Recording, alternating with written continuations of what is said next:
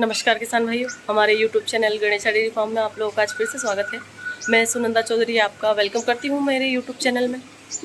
आज एक छोटी सी वीडियो लेकर आप लोगों के बीच में फिर से उपस्थित हुए हैं। तो आते हैं आज के टॉपिक पे।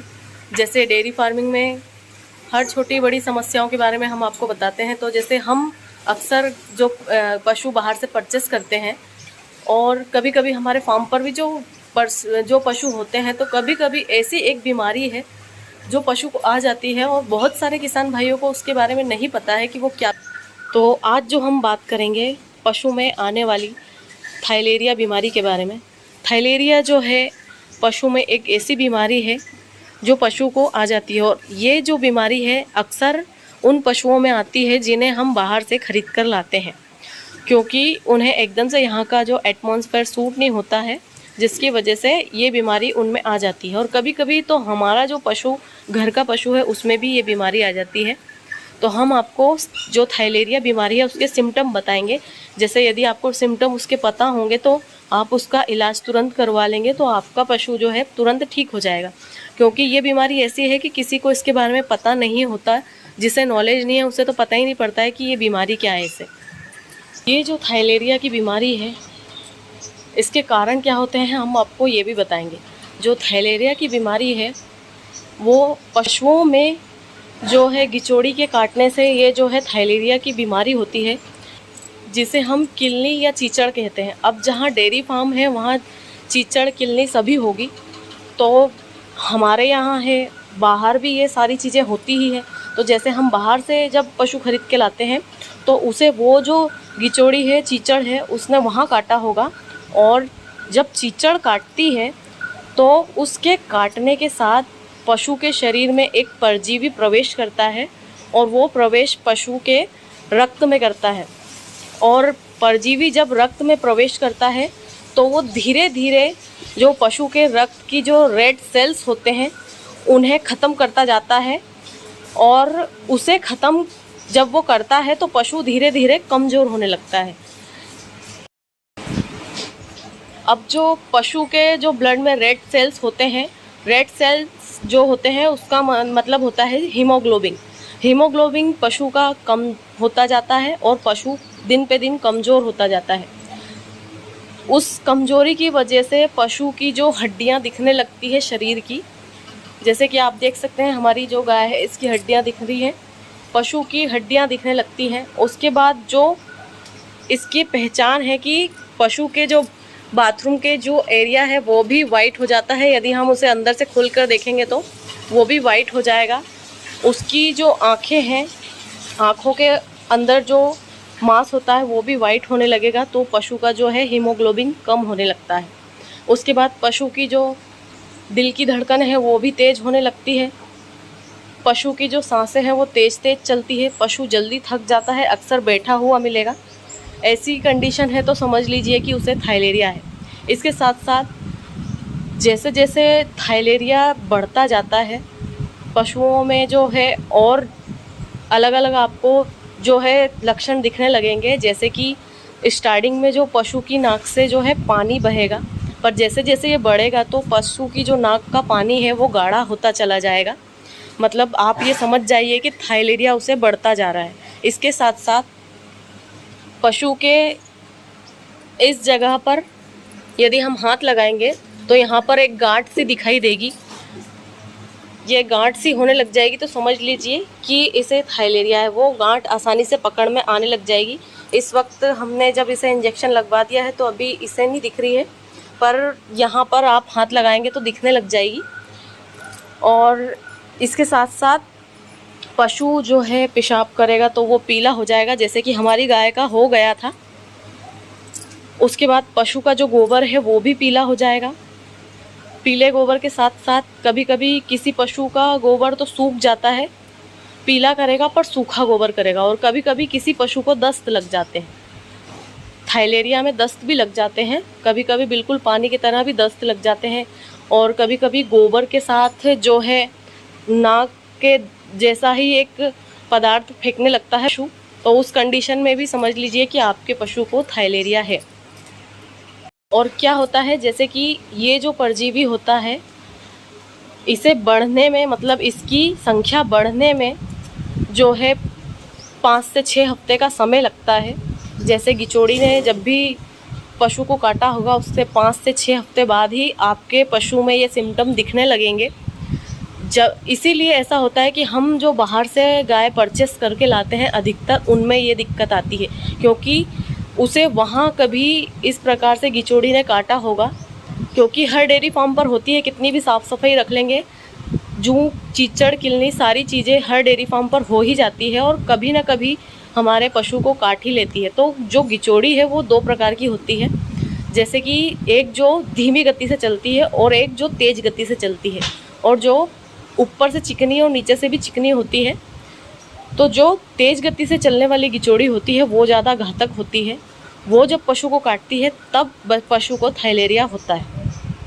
तो इसलिए हम हमेशा कहते हैं कि हमारे फार्म पर साफ़ सफाई रखना बहुत ज़रूरी है। जितनी हम साफ़ सफाई रखेंगे उतना हमारा पशु स्वस्थ रहेगा, उतना हमें फ़ायदा होगा।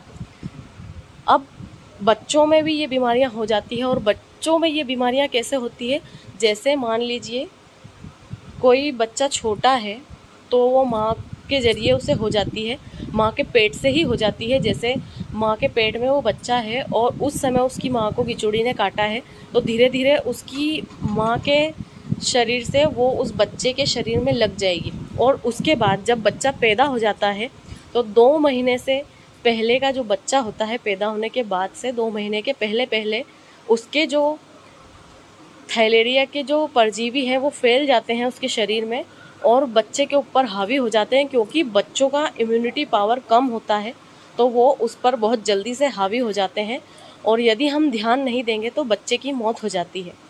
समय से पहले यदि हम उसके सिम्टम समझ जाएं, उसके भी सेम सिम्टम होते हैं, नाक से उसका पानी बहने लगता है और जो बच्चा है उसका टेम्परेचर बढ़ता है, बुखार उतरेगा नहीं, बार बार बुखार चढ़ेगा, बच्चा दूध नहीं पिएगा।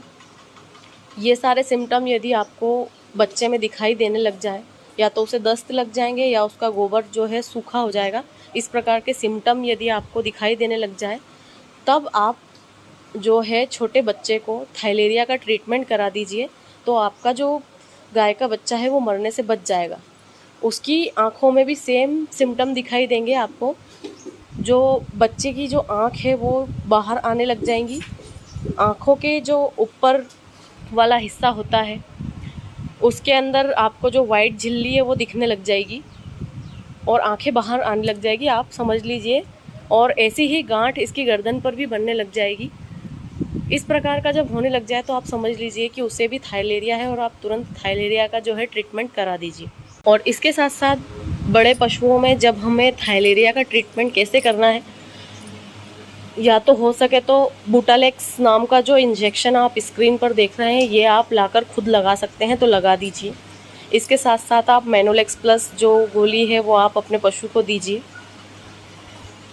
जिसकी इंजेक्शन की वजह से जो है थाइलेरिया में जो बैक्टीरिया थे वो सारे मर जाएंगे, आपका पशु स्वस्थ होने लग जाएगा। और इसके साथ साथ आपको अपने पशु को लीवर टॉनिक ज़रूर से देना है, क्योंकि जब इम्यूनिटी पावर कम होता है तो पशु है जो खाना पीना छोड़ देता है, जुगाली नहीं करता है, लीवर कमज़ोर हो जाता है। तो लीवर को पावर देने के लिए हमें जो है लीवर टॉनिक देना बहुत ज़रूरी है। इसके साथ साथ भूख बढ़ाने के जो भी टॉनिक वगैरह या फिर आप पाउडर वगैरह यूज़ कर सकते हैं वो दीजिए, ताकि पशु खाने लग जाए।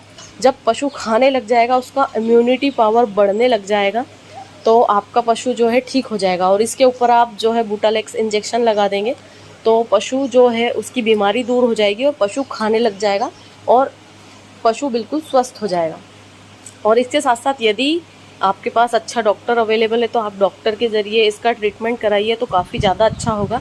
और यदि डॉक्टर नहीं है तो आप ये ट्रीटमेंट दे सकते हैं अपने पशु को।